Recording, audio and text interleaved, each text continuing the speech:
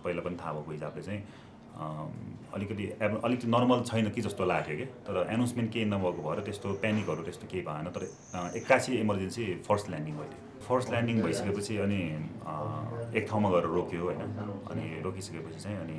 एकैछिन त अब के भयो जस्तो भयो अनि सबै यस्तो अराउन्ड हेर्दाखेरि चाहिँ टोटल्ली अब मान्छेहरू प्यानिक अब कराउने यताउता आफूले सुने कि अनि म अब आफू सर्भाइभ हुने हिसाबले चाहिँ अनि अब कतै त होल्ड त बनाउनु पऱ्यो नि त निस्किनलाई त्यो भएको हिसाबले चाहिँ साइडको त्यो विन्डोजमा चाहिँ हामीले हातले चाहिँ ड्याङड्याङ हान्न थाल्यौँ होइन तर त्यसले चाहिँ त्यो गएन नर्मल्ली भएन तर अगाडिको चाहिँ अलिकति ड्यामेज अलरेडी भइसकेको थियो नि त फ्लाइट त प्लेन त त्यो भएको हिसाबले चाहिँ अनि त्यो साथीले चाहिँ अनि गर्दाखेरि चाहिँ अनि त्यसबाट चाहिँ त्यो मतलब त्यो उसले चाहिँ त्यो हान्दियो कि हान्दाखेरि चाहिँ अलिकति त्यहाँ होल बन्यो मान्छेसम्म अट्ने हिसाबले चाहिँ होल बन्यो ऊ त्यहाँबाट निस्क्यो मलाई पनि आओ भन्दै ऊ निस्क्यो कि म पनि त्यसरी नै निस्केँ